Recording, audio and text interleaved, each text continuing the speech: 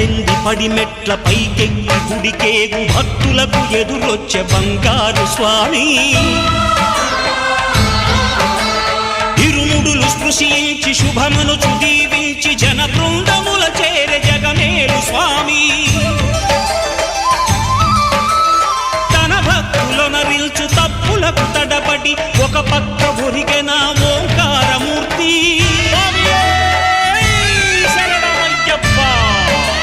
స్వాములందరూ తనకు సాయము కాగా ధీమంతుడై లేచే ఆ కన్య స్వామి పట్టబంధము వీడి భక్తతతికై